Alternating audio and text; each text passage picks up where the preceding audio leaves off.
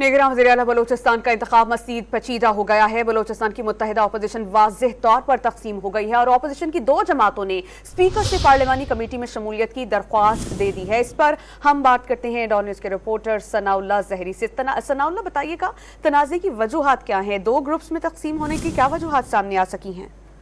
जी बिल्कुल, इस हवाले से अब से कुछ देर कबल ही वज़ीर-ए-आला बलूचिस्तान की जानिब से एक मरासला जारी किया गया, जिसमें स्पीकर बलूचिस्तान असेंबली को पार्लिमानी कमेटी के क़याम के हवाले से नाम दिए गए। जबकि आज सुबह अपोजिशन लीडर की जानिब से एक कमेटी के क़याम के लिए 3 नाम पेश किए गए, जिनका ताल्लुक जमीयत उलमा इस्लाम से था। तमाम मुत्तहिदा अपोजिशन में शामिल बलूचिस्तान नेशनल पार्टी और पश्तूनख्वा मैप के अरकान ने इस बात पर नाराजगी का इजहार करते हुए दोनों जमातों की जानिब से अब से कुछ देर कबल ही स्पीकर बलूचिस्तान असेंबली को अलग अलग दरख्वास्तें जमा कराई गई, जिसमें ये मुतालबा किया गया कि मुत्तहिदा अपोजिशन में ये दोनों जमातें भी शामिल है और उनके पार्लिमानी लीडर को जमीयत उलमा इस्लाम जो अपोजिशन लीडर है उन्होंने मुकम्मल नजरअंदाज रखा, जिसकी वजह से उन्होंने ये दरख्वास्त दी है कि उन्हें भी इस पार्लिमानी कमेटी में शामिल किया जाए। इस हवाले से उनकी दरख्वास्त स्पीकर बलूचिस्तान असेंबली ने वसूल की है। ताहम पार्लिमानी कमेटी के क़याम अपोजिशन लीडर और वज़ीर-ए-आला बलूचिस्तान की जानिब से अरसाल करदा मरासले मिलने के बाद ही अमल में लाया जाएगा, जिसके बाद ये वाज़ेह होगा कि पार्लिमानी कमेटी में कौन कौन से अरकान शामिल होंगे। जी सनाउल्लाह, बहुत शुक्रिया आपका।